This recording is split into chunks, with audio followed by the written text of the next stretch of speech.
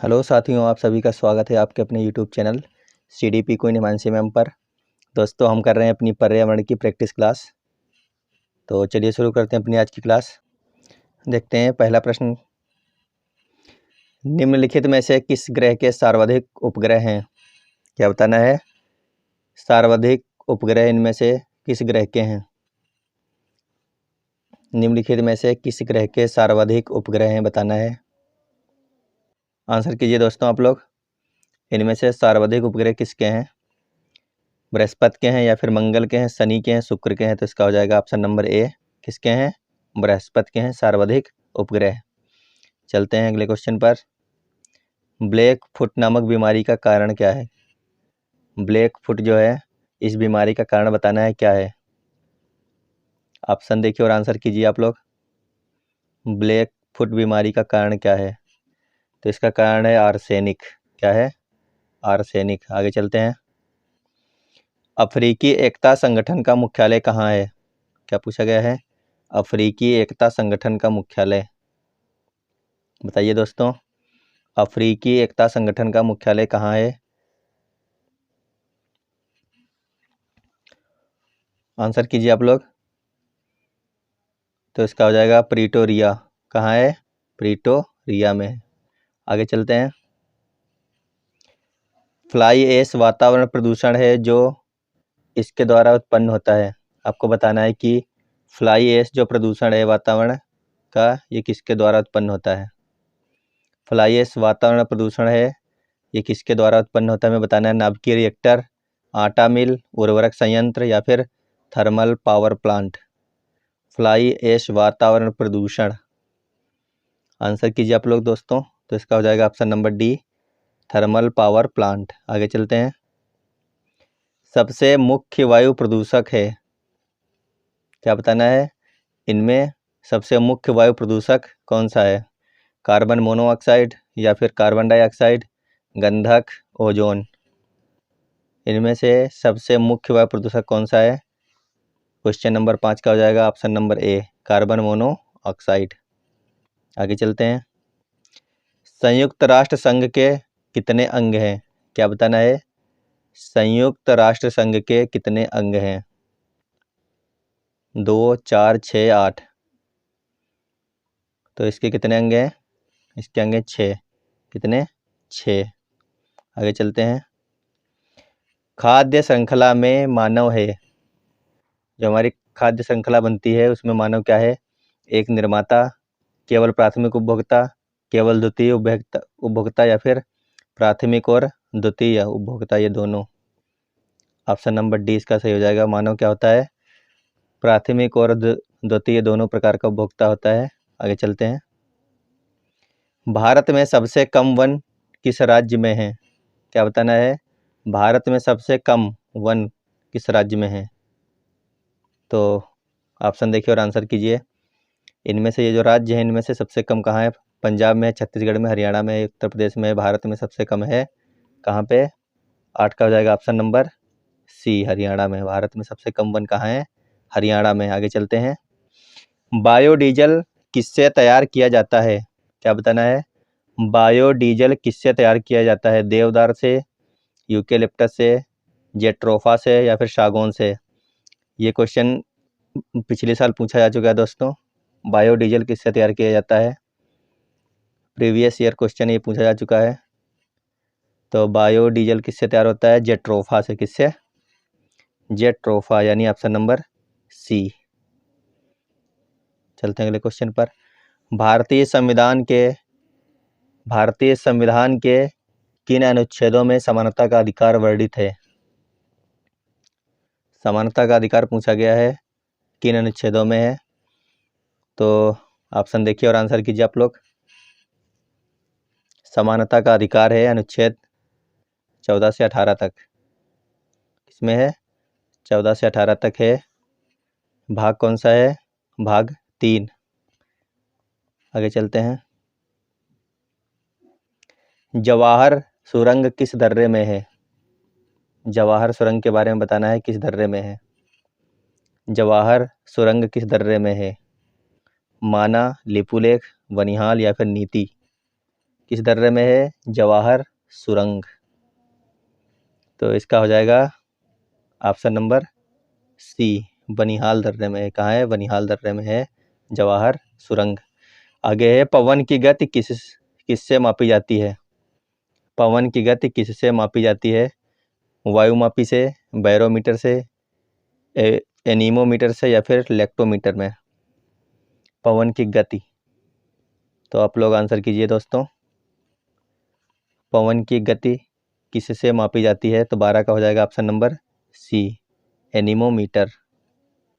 Question देखते हैं, भारतीय संविधान पर सबसे अधिक प्रभाव किसका पड़ा है? पहला है भारत, यहाँ पे सरकार नहीं होगा, यहाँ पे होगा भारत शासन अधिनियम। क्या होगा? भारत शासन अधिनियम 1935। दूसरा है ब्रिटेन के संविधान का। तीसरा है संयुक्त राज्य अमेरिका के संविधान का। चौथा है कनाडा के संविधान का। तो भारतीय संविधान पर सबसे ज़्यादा प्रभाव पड़ा है ऑप्शन नंबर ए, भारत शासन अधिनियम 1935 का। यहाँ से करीब करीब 50 से 60% जो है हमारा संविधान बना है भारत शासन अधिनियम 1935 को। इसको भारत शासन अधिनियम 1935 को जो है हमारे आज की संविधान को लोग बोलते हैं कि ये 1935 का जो शासन अधिनियम था उसकी कार्बन कॉपी की गई है। मतलब कि अधिकतर जो अधिनियम है ये हमारे यहीं से लिए गए हैं। कहाँ से? 1935 वाले जो अधिनियम था, यहीं से आज की जो हमारे अधिनियम बनाए गए हैं, आधे से ज़्यादा अधिनियम वहाँ से हमारे लिए गए थे। आगे चलते हैं, निम्नलिखित में सबसे स्थिर पारितंत्र किसका है, ये बताना है। सबसे स्थिर पारितंत्र किसका है? महासागर का, वन का है, रेगिस्तान का है, पर्वत का है? निम्नलिखित में से सबसे स्थिर पारितंत्र है किसका हो जाएगा दोस्तों? ऑप्शन नंबर ए, महासागर का। किसका होता है? आपको पता भी होगा, ये महासागर का जो है सबसे स्थिर पारितंत्र होता है। आगे चलते हैं, निम्नलिखित में से कौन सा रोग विषाणु से होता है? क्या बताना है? निम्नलिखित में से कौन सा रोग विषाणु से होता है? विषाणु से होने वाले रोग बताइए दोस्तों। ऑप्शन देखते हैं, चेचक,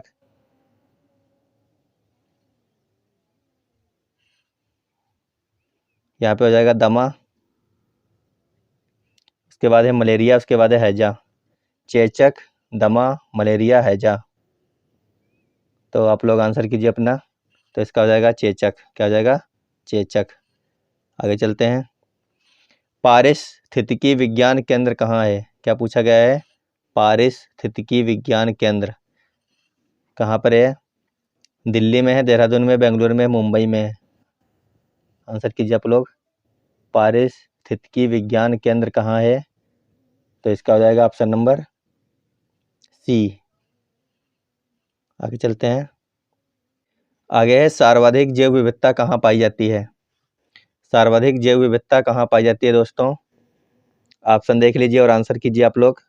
सर्वाधिक जैव विविधता कहाँ पाई जाती है? तो इसका हो जाएगा ऑप्शन नंबर ए, उष्णकटिबंधीय वर्षा वनों में। कहाँ पाई जाती है?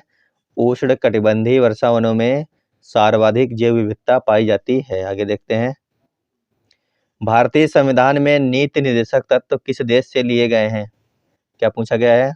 भारतीय संविधान में नीति निर्देशक तत्व किस देश से लिए गए हैं? यानी हमारे डीपीएसपी के बारे में पूछ रहा है, कहाँ से लिए गए हैं डीपीएसपी जो है वो? बताइए दोस्तों, आप लोग आंसर कीजिए। भारतीय संविधान में नीति निर्देशक तत्व कहाँ से लिए गए हैं? अगर आपने हमारी ये क्लास नहीं देखी है तो देख लेना, हमने एक क्लास बनाई है इसी पर, भारतीय संविधान के प्रमुख स्रोत, इस नाम से क्लास होगी, प्लेलिस्ट में जाके देख लेना। तो इसका हो जाएगा आयरलैंड। ये कहाँ से लिए गए थे? आयरलैंड से लिए गए हैं हमारे डीपीएसपी जो हैं। तो देखते हैं अगला क्वेश्चन, पौधों में फ्लोएम मुख्यतः उत्तरदायी है। फ्लोएम किसके लिए उत्तरदायी होता है? आहार वहन के लिए, एमिनो अम्ल के लिए, ऑक्सीजन वहन के लिए, या फिर जल वहन के लिए? पौधों में फ्लोएम मुख्यतः उत्तरदायी है। तो इसका हो जाएगा ऑप्शन नंबर ए, आहार वहन के लिए। किसके लिए होता है?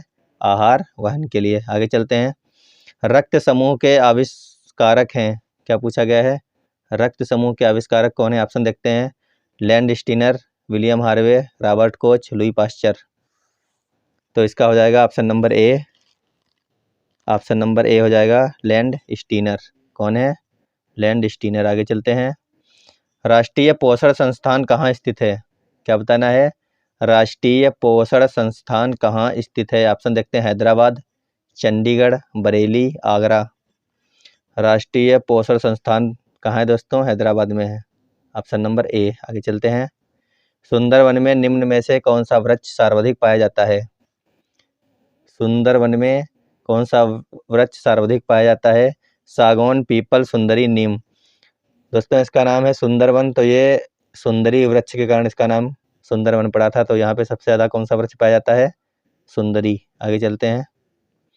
अंतर्राष्ट्रीय तिथिरेखा है, अंतर्राष्ट्रीय तिथिरेखा इनमें से कौन सी है? 0 अक्षांश, या फिर 0 डिग्री देशांतर, या फिर 23.5 देशांतर, या फिर 180 डिग्री देशांतर। बताइए, 0 डिग्री अक्षांश है, 0 डिग्री देशांतर है, 23.5 देशांतर, या फिर 180 डिग्री देशांतर है। क्वेश्चन नंबर 23 का आंसर आप लोग कीजिए, इसका हो जाएगा ऑप्शन नंबर डी, 180 डिग्री देशांतर। आगे चलते हैं। श्वेत रक्त कणिकाओं की अधिकता के कारण होने वाला रोग है। श्वेत रक्त कणिकाओं की अगर अधिकता हो जाए तो कौन सा रोग होता है, हमें ये बताना है। श्वेत रक्त कणिकाओं की अधिकता के कारण होने वाला रोग हैजा हो जाएगा, एनीमिया, या फिर ल्यूकेमिया, या फिर एड्स। आंसर कीजिए दोस्तों। तो इसका हो जाएगा ल्यूकेमिया। क्या हो जाता है? ल्यूकेमिया। देखते हैं अगला क्वेश्चन। किसे भूमध्य सागर का प्रकाश स्तंभ कहते हैं? भूमध्य सागर का प्रकाश स्तंभ कहते हैं किसको? स्ट्रामबोली को कहते हैं। इसे कहते हैं भूमध्य सागर का प्रकाश स्तंभ। आगे चलते हैं। भारतीय संसद में शामिल है, देखते हैं ऑप्शन, केवल लोकसभा, केवल राज्यसभा, या फिर लोकसभा राज्यसभा दोनों, या फिर लोकसभा राज्यसभा और राष्ट्रपति।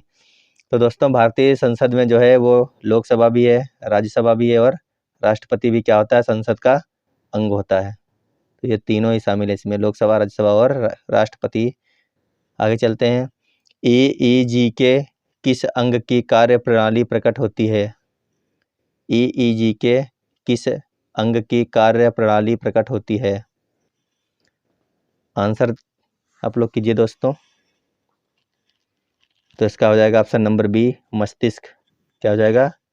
मस्तिष्क। आगे चलते हैं। किसी खाद्य श्रृंखला के प्राथमिक उपभोक्ता होते हैं? किसी खाद्य श्रृंखला के प्राथमिक उपभोक्ता होते हैं उत्पादक, शाकाहारी, मांसाहारी, या अपघटक। तो इसका हो जाएगा ऑप्शन नंबर बी। क्या होते हैं? शाकाहारी। आगे चलते हैं। निम्नलिखित में से किसे जैविक खाद के रूप में प्रयोग किया जाता है? यूरिया, नीम, एजोला, या पोटेशियम। आंसर करिए आप लोग दोस्तों। इसका हो जाएगा ऑप्शन नंबर बी, एजोला को जो है वो जैविक खाद के रूप में प्रयोग किया जाता है। आगे चलते हैं। भारत की इत्र राजधानी किसे कहा जाता है?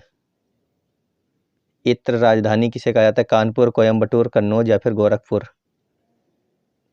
आंसर कीजिए। भारत की इत्र राजधानी किसे कहा जाता है? कहा जाता है कन्नौज को। किसको कहते हैं दोस्तों? कन्नौज को कहते हैं इत्र की राजधानी। तो दोस्तों हमारी क्लास यहीं पे समाप्त होती है। तो वीडियो देखने के लिए धन्यवाद। कमेंट बॉक्स में बताना आपको हमारी क्लास कैसी लगी, और अगर आपको किसी विशेष टॉपिक पर कोई क्लास चाहिए तो वो भी बता देना, हम बना देंगे। तो वीडियो देखने के लिए धन्यवाद। Bye bye, good night.